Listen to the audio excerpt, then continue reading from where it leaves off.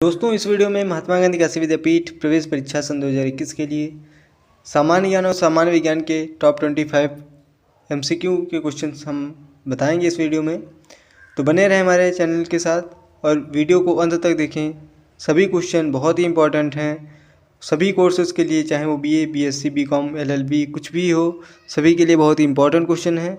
तो आप 25 क्वेश्चन बिल्कुल अच्छे से रट लें। तो शुरू करते हैं। हमारा आज का पहला क्वेश्चन है कि 1912 में महाद्वीपीय विस्थापन सिद्धांत किसने प्रतिपादित किया था।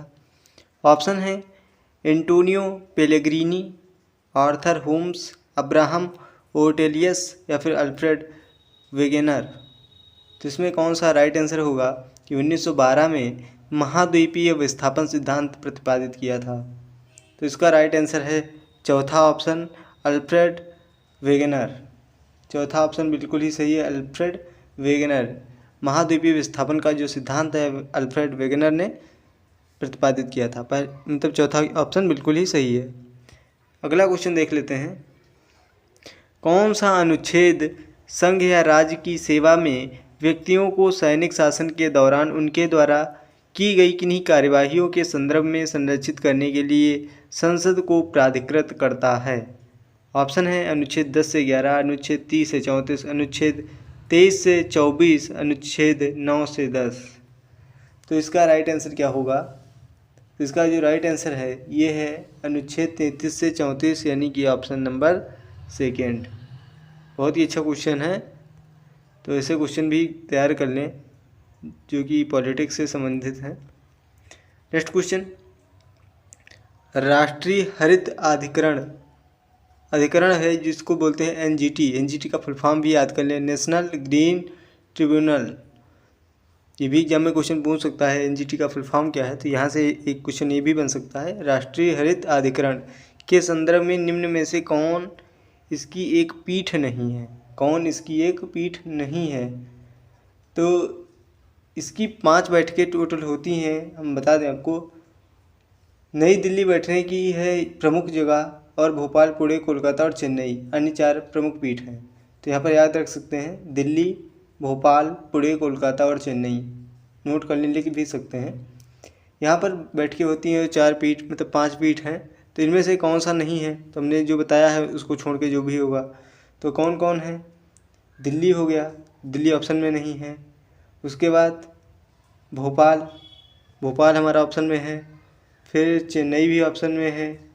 कोलकाता और पुणे, कोलकाता ऑप्शन में नहीं है, पुणे ऑप्शन में है। मतलब कि हमने 5 बताए हैं, लेकिन 5 में से जो तीसरा है भुवनेश्वर, तो ये यहाँ पर कोई भी पीठ नहीं है। तो इसका राइट आंसर भुवनेश्वर हो जाएगा।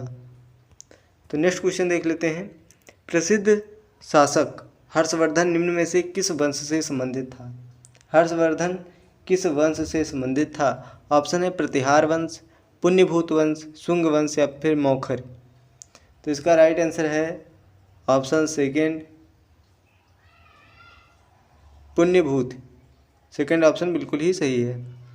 नेक्स्ट क्वेश्चन, निम्नलिखित में से कौन सा राज्य नेपाल को भूटान से अलग करता है। कौन सा राज्य नेपाल को भूटान से अलग करता है। ऑप्शन है बिहार, सिक्किम, उड़ीसा या फिर असम। बहुत ही अच्छा क्वेश्चन है। तो इसका राइट आंसर क्या होगा। तो ये है सिक्किम। सिक्किम इसका राइट आंसर है। नेपाल को भूटान से अलग करता है वो है सिक्किम। ऐसे क्वेश्चन एग्जाम में बहुत ज़्यादा पूछे जाते हैं। नेक्स्ट क्वेश्चन है, राज तरंगिणी पुरस्कार के लेखक कौन है। बहुत ही इंपॉर्टेंट, राज तरंगिणी। तो इसके लेखक हैं कल्हड़, ऑप्शन सेकेंड।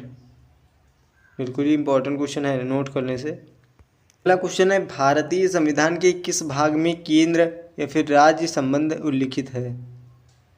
तो इसका राइट आंसर क्या हो जाएगा। तो ऑप्शन है भाग, यहाँ पर चौथा है अनुच्छेद 227 से 234, भाग 11वां है अनुच्छेद 245 से 255, भाग 10 है अनुच्छेद 234 से 240 और भाग 12 है अनुच्छेद 265 से 277। तो इसका राइट आंसर होगा ये है भाग 11वां अनुच्छेद 245 से 255। भारतीय संविधान के यह जो भाग 11वां है अनुच्छेद 245 से 255 इसमें केंद्र या फिर राज्य संबंध उल्लिखित है। नेक्स्ट क्वेश्चन है, भारत के किसी राज्य की प्रथम महिला मुख्य न्यायाधीश कौन थी? भारत के किसी राज्य की प्रथम महिला मुख्य न्यायाधीश कौन थी? ऑप्शन है सैयदा ताहिरा, लीला सेठ, या फिर रूमा पाल, या फिर फातिमा बीबी। अच्छा क्वेश्चन है, तो इसका राइट आंसर है लीला सेठ। सेकेंड ऑप्शन बिल्कुल ही सही है, लीला सेठ। नेक्स्ट क्वेश्चन है कि आँख में प्रकाश की मात्रा के प्रवेश करने को नियंत्रित और विनियमित किया जा सकता है किसके द्वारा? पुतली, कॉर्निया, नेत्रगोलक, या फिर रेटिना। तो बहुत ही इंपॉर्टेंट क्वेश्चन है ये। प्रकाश की मात्रा को नियंत्रित करता है पुतली। कम प्रकाश में क्या होता है, इसका आकार बढ़ जाता है, और अगर प्रकाश ज़्यादा है तो इसका आकार छोटा हो जाता है। मवेशी एक प्रजाति मिथुन पाई जाती है। मवेशी की एक प्रजाति मिथुन पाई जाती है, कहाँ पाई जाती है? तमिलनाडु, अरुणाचल प्रदेश, केरल, या फिर महाराष्ट्र। मवेशी की एक प्रजाति है मिथुन, ये कहाँ पाई जाती है? अच्छा क्वेश्चन है, तो इसका राइट आंसर है ऑप्शन सेकेंड, अरुणाचल प्रदेश। अरुणाचल प्रदेश इसका राइट आंसर है, ऑप्शन सेकेंड। नेक्स्ट क्वेश्चन देख लेते हैं, एरेनियोलॉजी किसका अध्ययन है? एरेनियोलॉजी किसका अध्ययन है? तो ये है मकड़ों का अध्ययन, स्पाइडर्स जिसको बोलते हैं, मकड़ों का अध्ययन है एरेनियोलॉजी। नेक्स्ट क्वेश्चन है,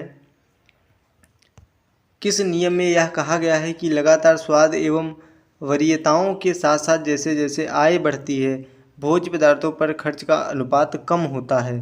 तो ये किसका नियम है? से का नियम है, ग्रिफिन का नियम है, ग्रेसम का नियम है, या फिर एंजिल का नियम है?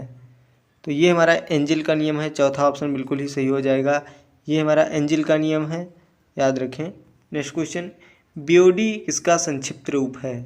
ये भी अच्छा क्वेश्चन है। बीओडी किसका संक्षिप्त रूप है, मतलब कि बीओडी का फुल फॉर्म क्या होगा? तो ये है बायोकेमिकल ऑक्सीजन डिमांड।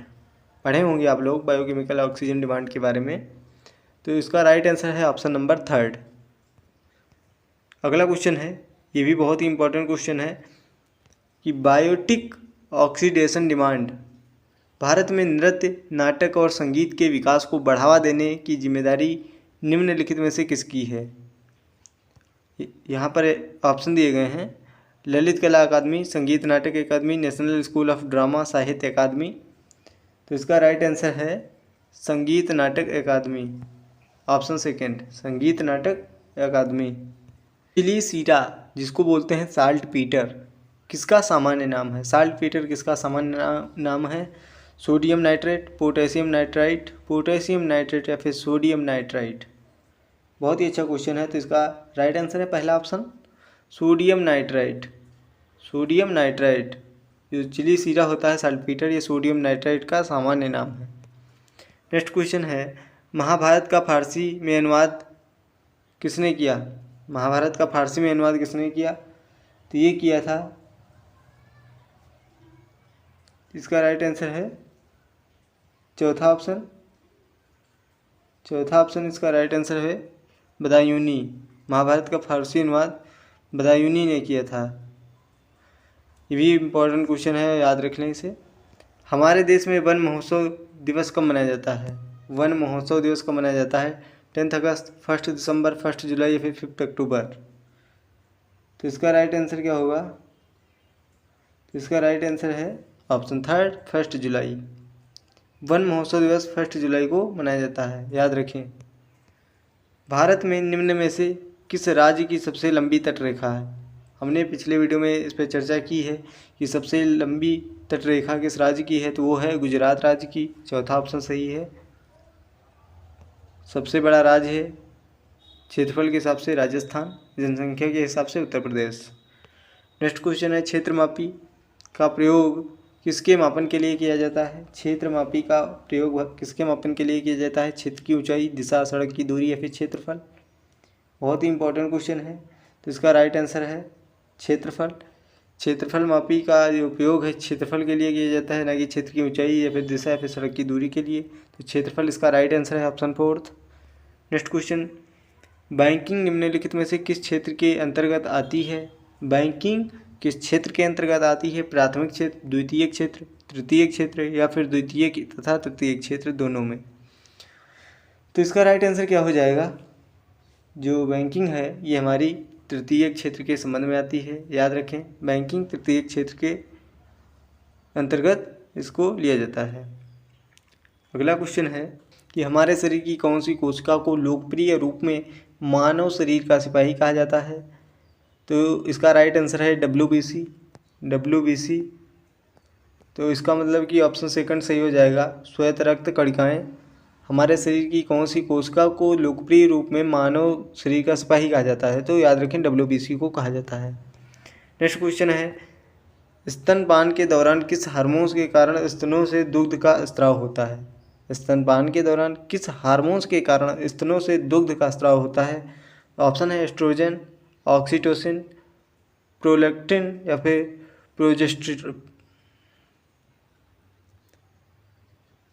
प्रोजेस्टेरॉन। तो इसका राइट आंसर क्या होगा? तो इसका राइट आंसर है ऑप्शन थर्ड, प्रोलैक्टिन इसका राइट आंसर है, ऑप्शन थर्ड। नेक्स्ट क्वेश्चन है कि निम्नलिखित में से किस देश से मकर रेखा नहीं गुजरती है? किस देश से मकर रेखा नहीं गुजरती है? बहुत ही अच्छा क्वेश्चन है। तो इसका राइट आंसर हो जाएगा चौथा ऑप्शन, ओमान से। बाकी नामीबिया, मेडागास्कर या फिर पैराग्वे सभी से गुजरती है, लेकिन ओमान से नहीं गुजरती है। तो इसे याद रखें, चौथा ऑप्शन बिल्कुल ही सही है। क्वेश्चन है, निम्नलिखित में से कौन सा पुरस्कार राष्ट्रपति रामनाथ कोविंद को गिनी के राष्ट्रपति द्वारा दिया गया है? कौन सा पुरस्कार रामनाथ कोविंद को गिनी के राष्ट्रपति के द्वारा दिया गया है? ऑप्शन है बोलीविया का सर्वोच्च नागरिक पुरस्कार, नेशनल ऑर्डर ऑफ मेरिट, तीसरा ऑप्शन है क्रोएशिया का सर्वोच्च नागरिक पुरस्कार, चौथा है ग्रैंड क्रॉस का the highest civilian honour of Guinea. तो कौन सा पुरस्कार दिया गया है? तो इसका राइट आंसर है option second, national order of merit. आज का जो लास्ट क्वेश्चन है, डोलोमाइट का सूत्र क्या है? यहाँ पर 4 ऑप्शन दिए गए हैं। आप इसे कमेंट बॉक्स में बताएं कि डोलोमाइट का फार्मूला क्या होता है।